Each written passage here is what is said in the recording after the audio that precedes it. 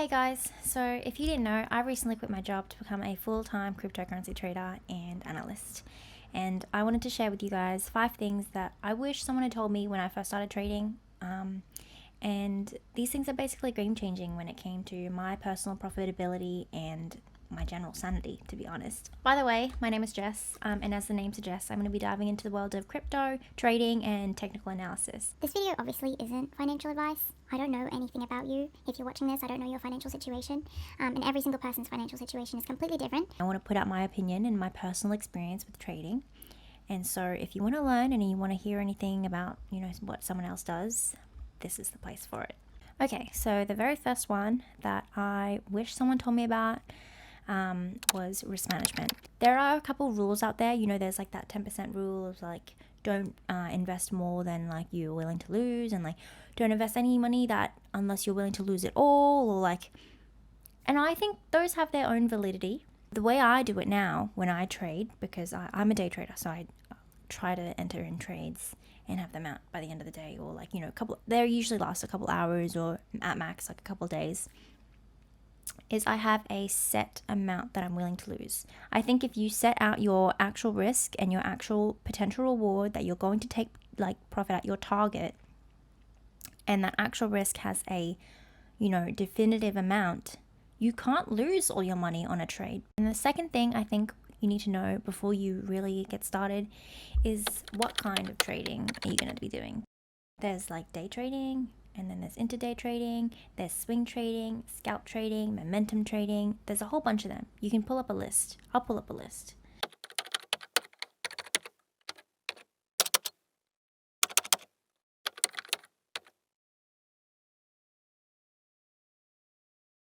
If you're a swing trader, there's no point looking at a 1-minute chart for you, and if you're a scalp trader, you don't even care about what's happening macro wise. Like there is probably zero care about news events and what's happening in blockchain and technology developments. It doesn't matter, because all you care about is, the price action.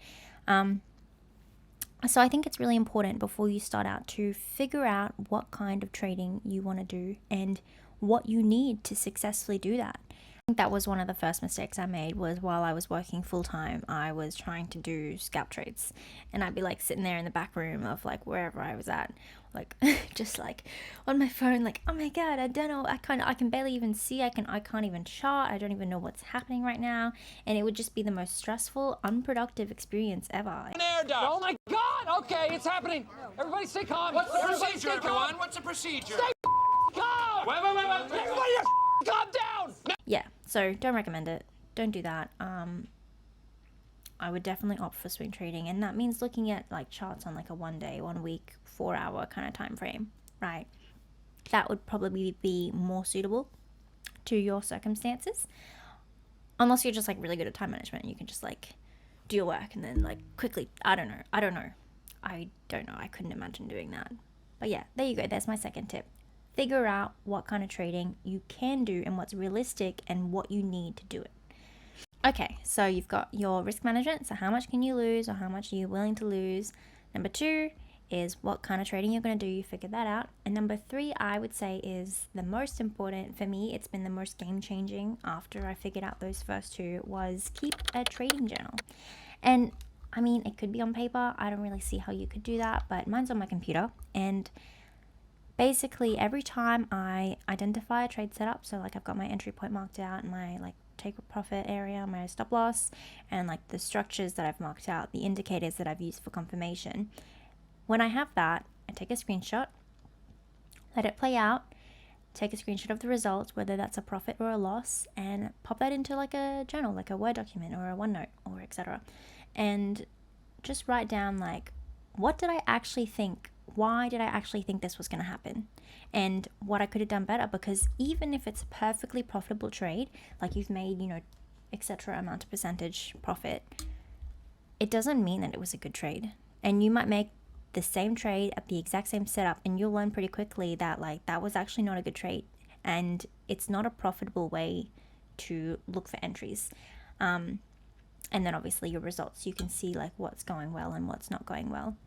That was probably the biggest game changer for me, because there was a period where I was just like stuck in a rut, like I feel like I can't even figure out what I was doing wrong or what I was doing well, and like it was just too inconsistent. And I think that's where a lot of people get stuck, is like, you know, you learn your theories and you learn like what I need to watch out for, how to mark your trend lines, your price structures, like, or if you're a scalp trader, like your candlestick pattern. I don't really know.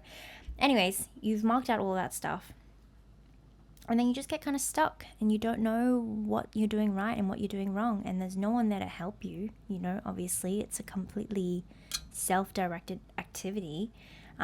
So the trading journal was probably the most beneficial thing I could have done for myself. I'll scroll through it here for you. So I mark out my here's a screenshot of the trade, the title of the trade, so whether it was a short or a long, or whether or not I would have taken any leverage. That's up to you, obviously. And then justification. So that's the first thing I do, because sometimes you take a trade, it's gone well, and there is no justification, and you should not do that ever again.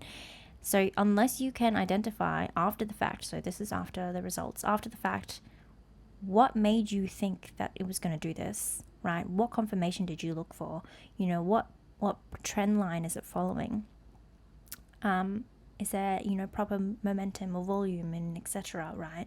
And then what you could have done better. Could your entry have been a little lower or higher? Could your stop loss have been lower or higher? And was there enough confirmation? Did you ignore the macro trend, or etc., right? So these are all mistakes that you make, and you can't really tell that you're making them until after you've made them sometimes. And that's the only way to learn, is to look back at when you've not done the best and figure out like how you could have done better, and then the result, which is always nice to see, because then you can kind of tell like, oh, should I not do this anymore? You know what I mean?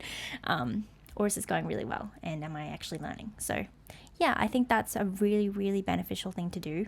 Obviously it takes time, you know, you've got to sit there and write it out, but if you want to do it, it's worth it.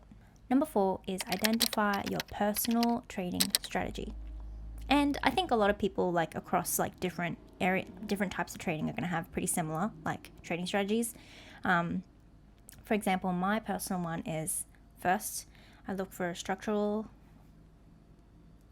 thing. So it could be horizontal, could be a diagonal trend line.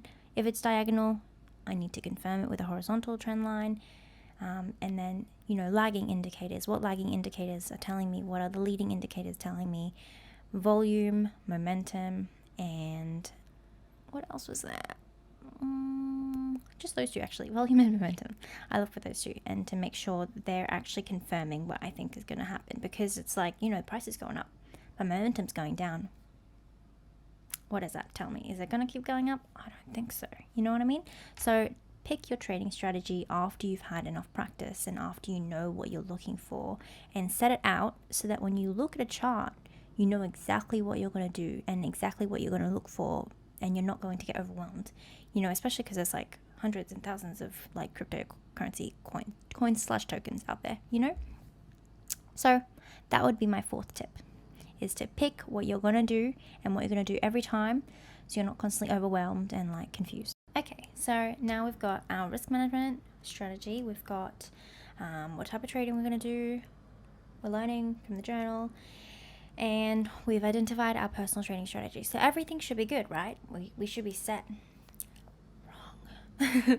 I think the final thing, the 5th thing that is so important, and it's probably going to be the thing that trips you up the most after you've got all these other things, is remaining objective. And the easiest way to do this is firstly to follow those first 4, because now you know what you're going to lose if everything goes correctly, and you know exactly why you've done something. But to also, I think a really great tip for staying objective is, when you're doing a trade, I like to invert the chart and ask myself, well, if it's flipped over, do I still think that what I've charted out is going to happen? Looking at this objectively, you know, will I think that this is going to continue the way that I wanted it to? And if you can't honestly answer yourself and tell yourself that when the chart's flipped, or if I take away emotion out of it, or if I wasn't in this trade and a friend was just asking me, you know, would I be telling them what I'm telling myself right now? And if it's not true, then you probably shouldn't be in that trade. Alright guys, so those are 5 things that I wish someone told me when I first started trading, and I think are the most beneficial things to hear when you're just starting out and you're learning how to do, you know, this scary new thing. So I hope you guys learned something, and if you liked the video, don't forget to click that like button, and I'll see you guys in the next video. Bye!